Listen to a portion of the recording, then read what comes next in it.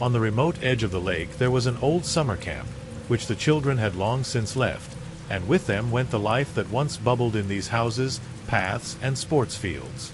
This place is also called the Crystal Clear Lake, an ironic name, because the water here is gloomy, heavy, barely distinguishable under layers of rotten foliage and mud. No one remembers how many years ago the camp became empty. Only the old-timers of the village sometimes told young people about it, except that these stories were accompanied by gloomy sighs, but they kept silent when asked what happened. Over time, people stopped settling near the camp. The locals considered it cursed. It all started with an abandoned camp, which, according to legends, was closed after a terrible tragedy. In the last year of the camp's operation, a series of disappearances took place here, which were never solved. No bodies were found, and no explanation was given. Only fear and guesswork. Since then, the camp has been called a place where souls stay forever, although this, of course, is just a scary fairy tale for the impressionable. This fall, a small group of urban students, deciding to test themselves and explore the old camp building, went to this lake. They were scared, but the adrenaline and the spirit of adventure spurred them on. Each of them, Sarah, Max, Jacob, and Lily, was brave and determined in their own way, although in fact they hardly knew each other. Sarah is a quiet girl with a fragile appearance, but with burning eyes, who loved everything mysterious. Max was the one who came up with the idea, brandishing old articles found in the library. Jacob just didn't want to seem like a coward, and Lily was looking for thrills to overcome her inner boredom. As the group approached the camp, an ominous feeling hung in the air. The wooden houses with sloping roofs looked gloomy, and it seems that only the wind was the one who kept them from final oblivion, penetrating inside through broken windows and cracks. Every step on the grass echoed. The damp smell of old planks, rotten wood, and dampness enveloped the space, making every breath heavy. Max was the only one who felt confident walking ahead of the others, as if this place didn't scare him at all. He led the group, stopping at the main building where the administration was located. It was an old building, once white, but now shabby and covered with mold in places. The doors hung half open, inviting them inside. "Let's make a fire by the lake," Jacob suggested, trying to hide the tremor in his voice. He did not want to go deeper into the camp, where it was even more dark. The lake seemed to be the only place where there was any remaining light, even though the sun was already hiding behind the hills. But Max insisted that they go inside the building. After all, it was in it, as the old article said, that children disappeared. Once inside, they found strange notes. Some of them were attached to the walls, others lay on the floor, yellow and covered with ink blots in places. Sarah picked up one of them, and after reading it aloud, froze. "If you're here, then you can hear their footsteps too. So you also know that this place won't let go." The others stared at the note in silence, and the feeling of anxiety became even stronger. Max shrugged and decided to continue down the dark corridor, and the others reluctantly followed him. The camp seemed to be waiting for them. "Father." They continued down the narrow, dark hallway, hearing the old wooden floors creak with every step. The smell of damp rot and mustiness became even stronger, reinforcing the feeling that the walls of the camp were not just looking at them, but also observing, evaluating. The dust settled on their clothes, and the silence covered the guys with a heavy burden. Walking down a long corridor, Lily stopped near one of the offices, the door of which was slightly ajar. She pushed it open, and the door gave way with a long creak, revealing a small room with a lot of archive boxes. In the center of the room, oddly enough, there was a table with a dimmed desk lamp. There were several yellowed sheets of notes on the table. "Look, there are some old documents here," Lily whispered, as if afraid to disturb the silence. Sarah walked over to the table and picked up one of the folders. The name of the camp and the date were on it, but something was crossed out. The folder contained files on children whose faces were depicted in black and white photographs, discolored and almost erased. The recordings looked like someone was trying to hide these materials in a hurry. The text was torn out, the pages were crumpled and torn. "It looks like they were trying to hide something here," Jacob said quietly, studying the documents carefully. Lily came across a children's register, in which names and surnames were hastily written. Next to many of the names there were notes: "Did not return, disappeared, last seen by the lake." The guys' faces turned pale, but no one said a word. It became clear to them that the disappearances in the camp were not accidental, and perhaps there were many more than local legends told. As they were leaving the room, Max suddenly froze, staring at one of the walls. His gaze was fixed on a row of faded framed photographs. In these photos, the children looked happy, laughing, playing, but next to each of them stood the same person, a man in the form of a counselor, with a facial expression that was difficult to describe. The man's face looked unfriendly and gloomy, and the longer they looked at him, the more discomfort grew in their heads. "He was here," Sarah muttered under her breath. This man, he probably knew something about the disappearances. The boys continued on their way to the back of the camp, where there were old residential buildings covered with a thick layer of moss. The silence around them seemed unbearable. Every step was accompanied by the chirping of crows that flew to the roofs of houses. When they arrived at the building, which they believed was a residential building for older children, Max found another note nailed to the door. "Don't come in if you don't want to be a part of history. Too many of them have not returned. Don't repeat our mistakes." Jacob laughed nervously, trying to distract himself, but no one supported his attempts to defuse the situation. The guys hesitated at the door of the building. Max pushed the door open anyway, and it creaked open. The smell of old, musty air hit them in the face. There were old beds inside, some with broken frames, and some had traces of rotten mattresses. But the strangest thing was that in each room there was one neatly folded children's bed, as if someone was waiting for the children to return here again. And then, on one of the beds, Sarah noticed another note left by someone quite recently. On it was written in crooked letters, "They are still here." Sarah froze, holding the note in her hands. The words seemed strangely ominous, despite their simplicity. Max leaned over, peering over his shoulder, and then, as if waking up, said softly, "Maybe one of the teenagers, like us, found this place earlier? But that doesn't explain why everything here is so abandoned," Jacob replied, walking around the room and touching the broken furniture. "It feels like someone was trying to hide something. Or forget it." Lily, trying to defuse the situation, noticed an old photo album lying on the floor under the bed. She picked it up and carefully opened it. On the first pages there were photos of children in the camp, pictures from the campfire, outdoor games, and competitions. But closer to the middle of the album, the photos got weirder and weirder. In some of them, the children looked scared, and someone was even captured on the run, as if running away from something. "This is definitely not normal," Lily whispered, showing the photo to her friends. "Something is wrong with this camp." Suddenly, Jacob stared at the far end of the corridor as if he had noticed something. Everyone immediately fell silent, following his gaze. He pointed to a door at the very end of the corridor, which, as it turned out, led to an old shower block.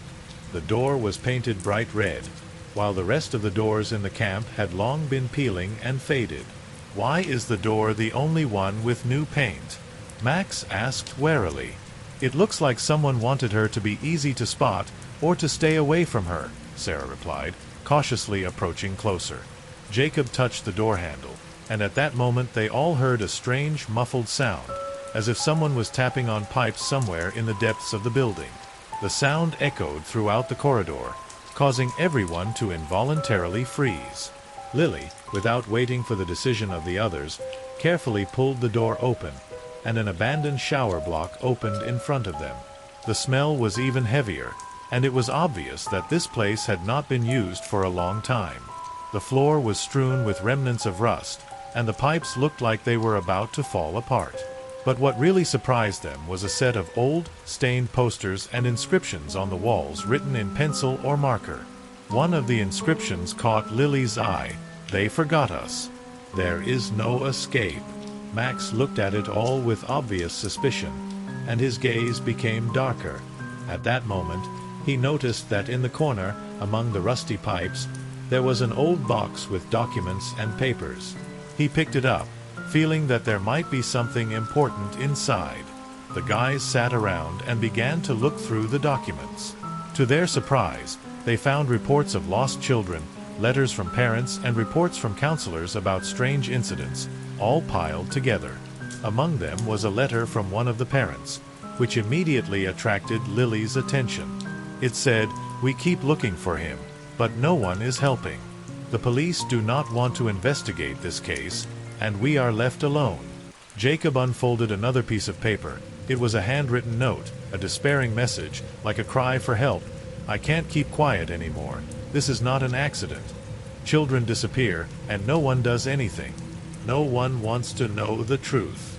If you're reading this, get as far away from here as you can." He looked around at the others, and in the silence that reigned in the room, these words echoed in their minds. Max gritted his teeth, not knowing how to express this overwhelming feeling, a mixture of fear and anger. Finally he said, Someone was really silenced, and it was so long ago that everyone even forgot about this camp. But something obviously happened here, which has remained a mystery. The guys didn't want to stay in this place any longer than necessary, but something held them back, a thirst to understand what had happened here, as if they had already begun to reveal the secret and couldn't just leave everything without knowing the truth. They returned to the main building of the camp, where the administration used to be. Entering the dusty office, they saw a massive wooden table that seemed frozen in time. An old fan covered with a thick layer of dust, a notebook with strange notes. Everything testified that this office was abandoned in a hurry. There were blackboards on the walls with faded photographs of children and counselors. They noticed that some of the faces in the photo were crossed out with a pen, as if someone was trying to erase them from history. Lily took one of the photographs off the wall and examined it. On the back was written, "Ward 5. Taking a deep breath, she nodded to her friends, and they went towards the wards. Ward 5 was on the outskirts, a separate building surrounded by a high fence overgrown with wild grass and bushes. They approached the doors, peering cautiously inside. Inside, everything looked even more gloomy. It was as if no human had set foot here for many years. The ceiling had collapsed in some places, revealing creaking beams, and the old mattresses were covered with mold and cobwebs. In one corner, behind thin boards, Max noticed a small niche. He crouched down and pulled the boards towards him, revealing a narrow corridor leading to a small room, as if hidden from everyone. Inside this room, toys and clothes were piled up, children's things that seemed to have been deliberately hidden here. Sarah, shocked by the sight of things left behind, whispered, "There were children here, and someone was hiding their things, maybe even the children themselves." Jacob found a notebook piled under old blankets. There were notes scribbled on its pages with small hands. They began to read aloud, taking turns looking from one line to another. "My name is Tammy. I'm 8 years old. I don't want to stay here anymore. No one hears us. We are afraid. Counselors shout that if someone tells the truth, they will be taken away forever. John said he found a way out, but he's gone. We were told that he had left, but I don't believe it." Every word was like a blow to the heart. The guys exchanged gloomy glances. Their faces turned gray from the realization that these pages contained the last evidence of children who disappeared a long time ago. Lily swallowed the lump in her throat and said, "Someone was covering it up. Someone knew what was going on here, and yet did nothing." They cautiously returned to the exit of the camp, but on the way Max stopped, noticing an old basement that they had not seen before. The door to the basement was locked with a massive, rust-covered lock. Without hesitation, he began to break it, and after a few minutes they were able to enter. The smell of damp and stagnant air enveloped them as soon as they descended into the dark room. There were scraps of photographs and old posters on the walls, but all eyes immediately turned to the far side of the basement, where cardboard boxes were stacked on the floor. Max opened one of them and found various files and documents inside. They quickly began sorting through the contents and soon came across drawings, room plans, and detailed reports. All these documents were related to the camp.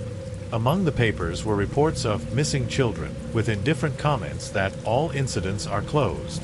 There were also notes signed by various bosses, messages describing the children as out of control and problematic. Sarah, trembling, came across the latest handwritten report, the familiar handwriting of the camp commander. It said, any child who creates problems or disobeys the rules should be sent to Ward 5 to ensure full control over the situation. They realized that Ward 5 was a place where rebellious children were imprisoned, locking them up to hide them from outsiders. Suddenly, Lily noticed a small secret passage behind the boxes, and they decided to check it out, sinking more and more into the underground corridors. The light of their flashlights picked out the peeling paint on the walls and rusty pipes from the darkness, and the air became more and more musty. The feeling of anxiety increased, but they could not stop. The answer was somewhere very close. At the end of the corridor, they came across a massive metal door, behind which there was a faint rustling. Max, despite his fear, gathered his courage and, making an effort, opened it. Inside was a room with dusty, unused bunks. On one of them, they saw something that made everyone freeze. An old piece of blanket lay on a tarnished mattress, under which there was something clearly hidden under the fabric. Lily, overcoming her disgust, carefully lifted the blanket and found a skull under it, almost completely cleansed by time. On the floor next to it was a sign with the inscription Ward 5, roughly carved at the edges, as if it had been broken off from a stand. Shocked and stunned, they began to explore the room further and soon realized that under each of the layers of dust and rust there were similar remains, abandoned and forgotten. It seemed that no one had come to them in all these years. Max, stepping back, came across a box filled with even more eerie evidence. Old reports indicating that the children who came here to the camp were subjected not only to punishment, but also to violence from the staff, and their disappearances were attributed to accidents or escapes. But more than that, they realized that the camp building had never been officially closed. The documents showed that it was listed as mothballed, as if in order that in the future, when the past was forgotten, it could be opened again to receive new children. But at the moment when they began to collect these documents, sharp footsteps began to come from the corridor. They froze, realizing that they were not alone here. The light from the lamps in the corridor began to flicker, and now a massive figure appeared in the doorway, a man in the uniform of a guard, one of those whom no one had met in this abandoned place for a long time. He spoke in a low, cold voice. "You don't belong here." Without giving them time to react, he stepped forward, blocking the exit. Lily looked at her friends convulsively, their hearts pounding in unison with horror. Max tried to speak, to offer to hand over the documents to save himself, but he just grinned. "These papers are just notes," he said. "No one needs your story. This camp should never have been discovered."